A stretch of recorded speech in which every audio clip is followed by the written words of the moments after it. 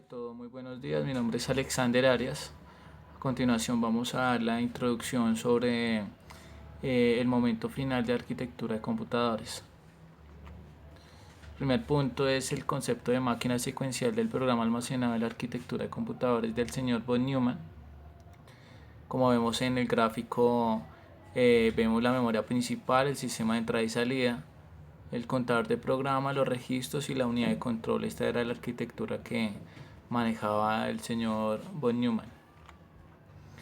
Como programa almacenado encontramos la definición de instrucciones simples con la que se puede programar cualquier tarea de cálculo de la máquina en forma de una secuencia de instrucciones y la posibilidad de cargar estos programas de la misma memoria que se cargan los datos.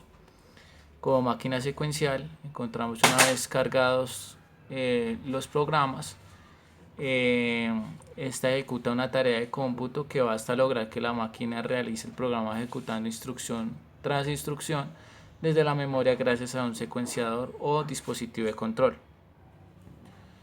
En implementación encontramos que requiere de 5 unidades funcionales, un órgano de cálculo, la memoria, el control y finalmente unidades de entrada y salida que permitan que la computadora obtenga los datos y programas del mundo exterior y entregue así los resultados de los cálculos. Vamos a hablar directamente sobre los microprocesadores que se encontraban directamente en su antigüedad y actualmente pues los que están actualmente en operación.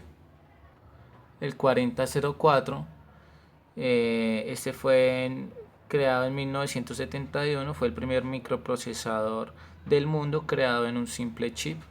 El 8008 fue pedido a Intel por Computer International Corporation para usarlo en su terminal, debido a que Intel terminó un proyecto tarde y pues no se cumplió con las expectativas del proyecto.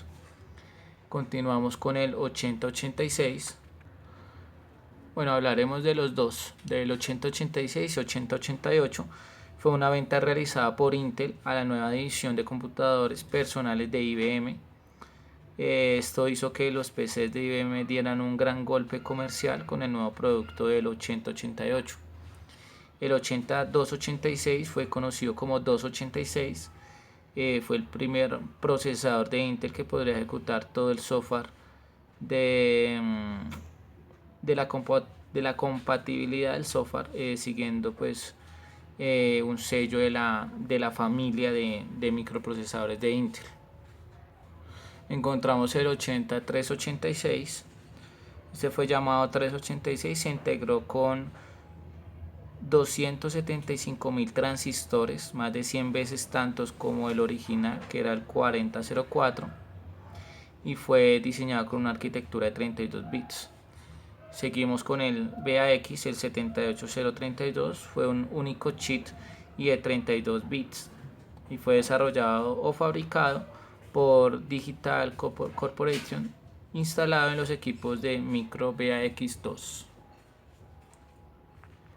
Continuamos con el Intel 8486. Este procesador Intel fue el primero en ofrecer un coprocesador matemático. Seguimos con el AMD AMX86. Fue fabricado por AMD, 100% compatible con los códigos de Intel de ese momento, llamado clones de Intel. Bueno, continuamos con el PowerPC 601.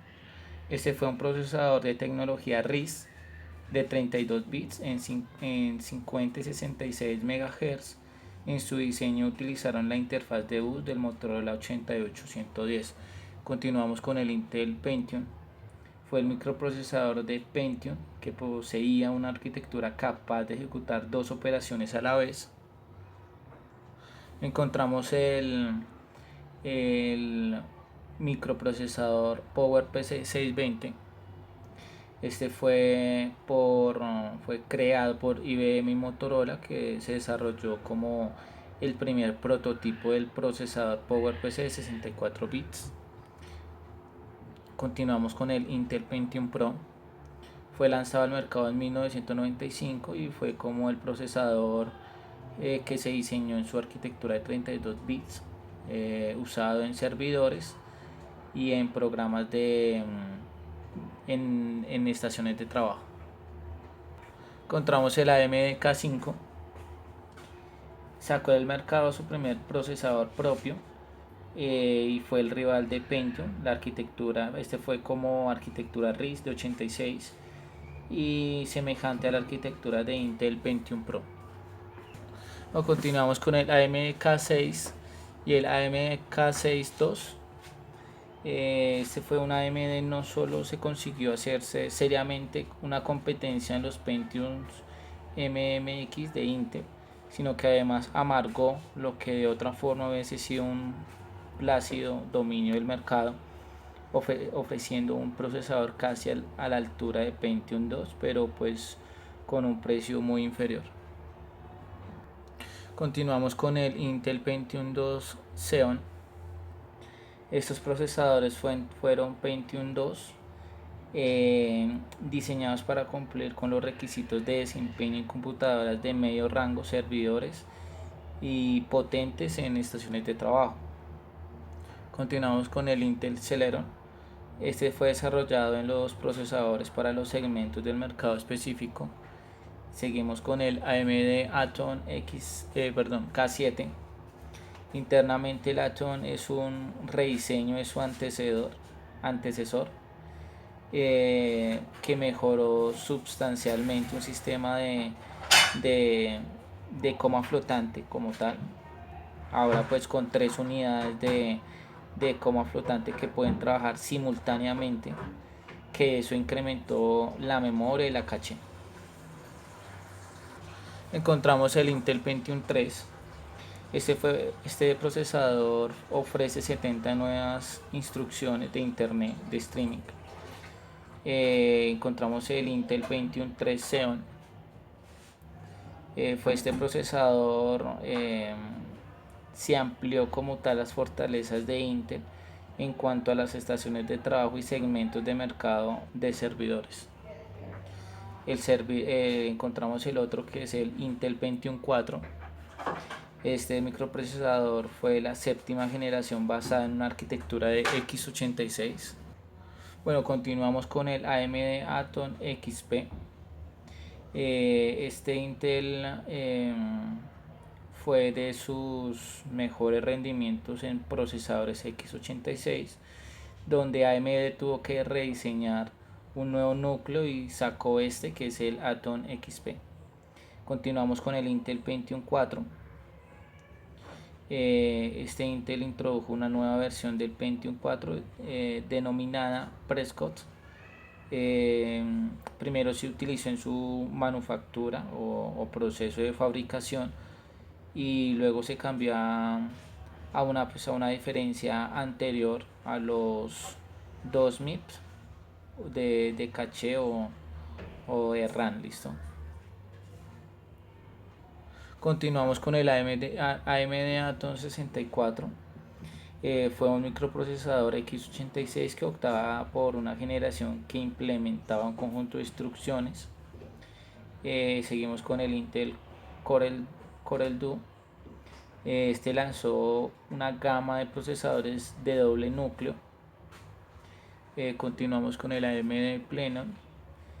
Fue el nombre dado por Advanced Micro Devices a la primera generación y procesadores de 3 y 4 núcleos. Continuamos con el Intel Core Neamer.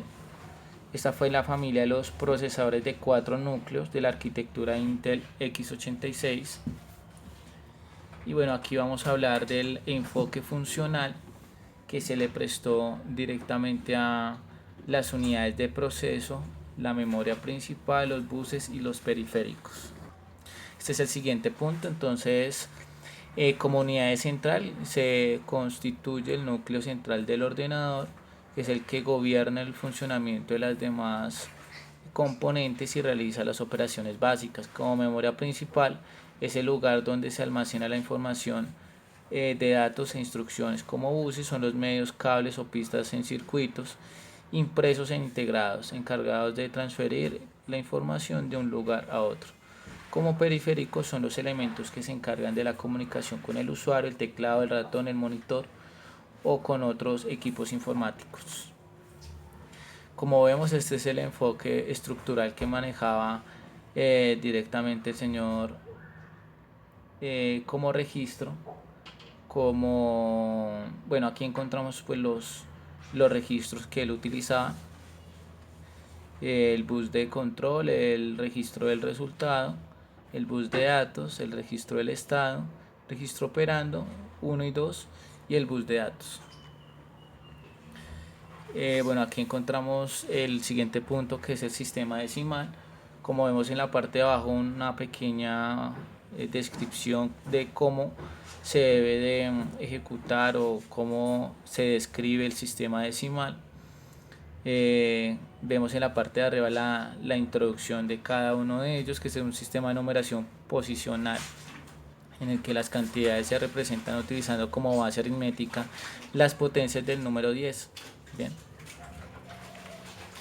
Encontramos el sistema binario. En la parte de abajo también encontramos un ejemplo de cómo se desarrolla, que es un sistema de numeración en el que los números se representan utilizando solamente dos cifras, 0 y 1. Conversión entre decimal y binario. En la parte de abajo encontramos el sistema de conversión de decimal a binario. ¿Listo? Una forma de calcular el número binario equivalente a un número decimal dado es determinar el conjunto de pesos binarios cuya suma es igual al número decimal. ¿Listo? Entonces en la parte de abajo encontramos el ejemplo.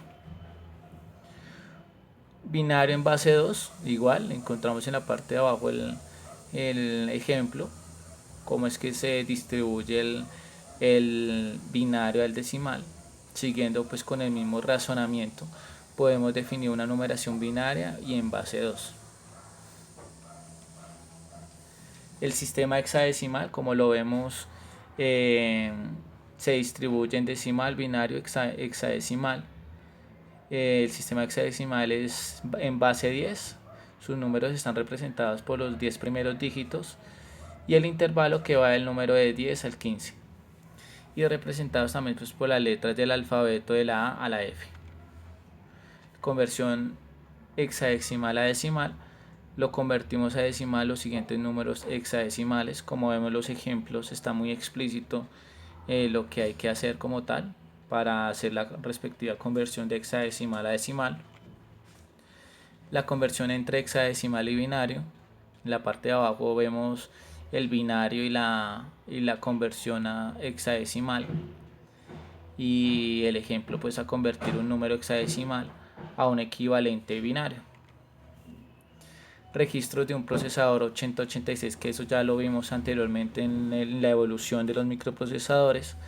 Internamente son idénticos, excepto que el 8086 tiene una cola de 6 bytes para instrucciones y el 8088 de solo 4. Entonces los dos son muy similares, pero el 8086 es con 6 bits, que son las instrucciones que se le brindó en ese instante. Arquitectura de microprocesadores RISC y CISC. Vamos a hablar de RISC. Buscando aumentar la velocidad del procesamiento, se descubrió en base a experimentos que con una determinada arquitectura de base a la ejecución de programas compilados directamente con microinstrucciones y residentes en memoria externa al circuito integrado resultaban ser más eficientes gracias a que el tiempo de acceso de las memorias fue decrementando conforme se mejoraba su tecnología y encapsulado. Encontramos la arquitectura CISC.